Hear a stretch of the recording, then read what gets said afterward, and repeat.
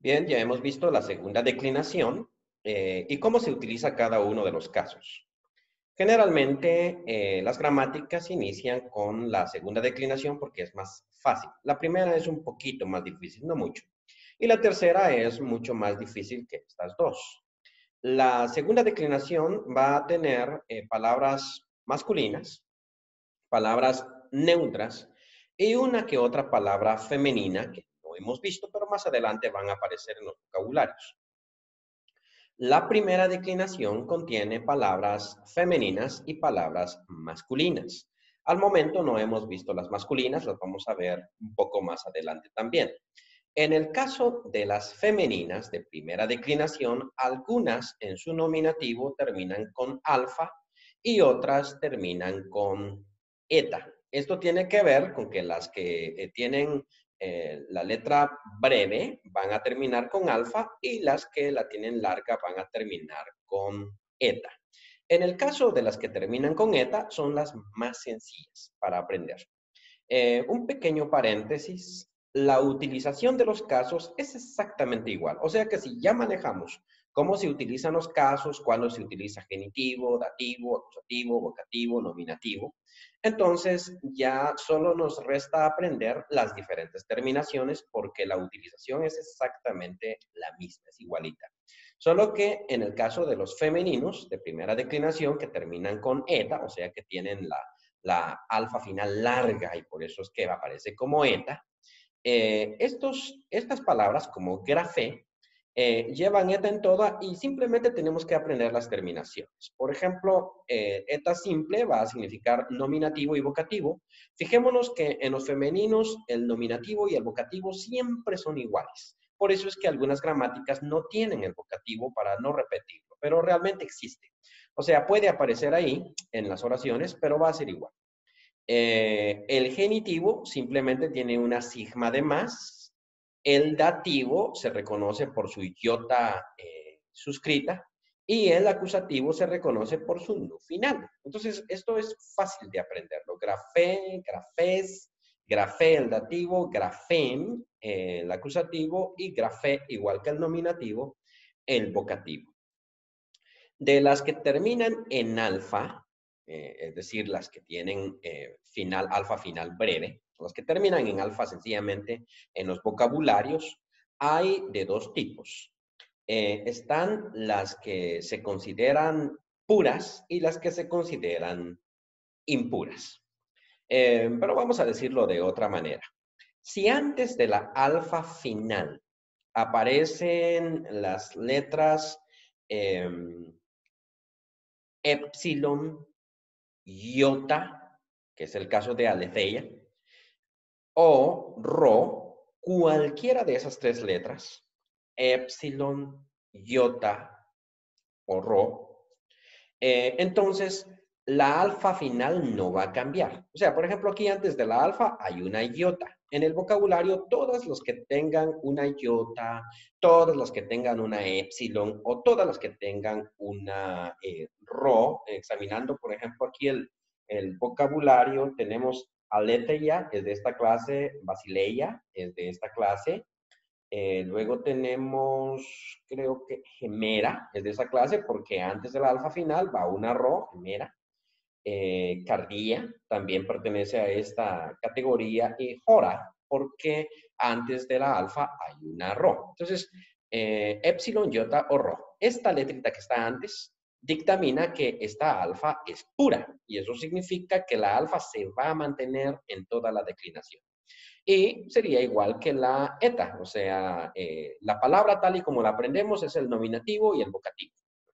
En el genitivo se le agrega una sigma, el dativo tiene una iota suscrita y el acusativo tiene una nu. Es bastante sencillo.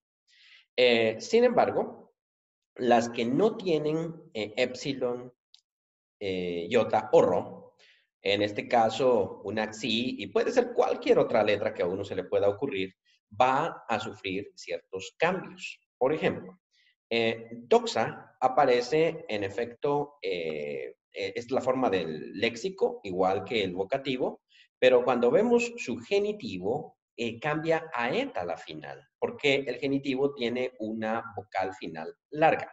Entonces, en este caso, la alfa se va a considerar breve y recordemos al principio que miraban los vocales que la alfa puede ser breve o larga, pero en este caso siempre va a ser breve y cuando se convierte en larga se cambia a eta. En el caso del dativo también la final es larga y por eso se pone eta. En el caso del acusativo, la final es breve y por eso se pone simplemente alfa nu. Y bueno, el vocativo se va a poner igual que el nominativo, con final breve.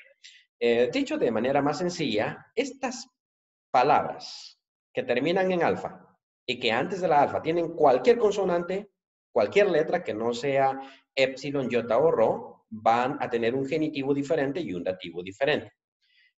A la hora de escribir griego, esto es importante para no confundirse, para poner una ortografía muy buena.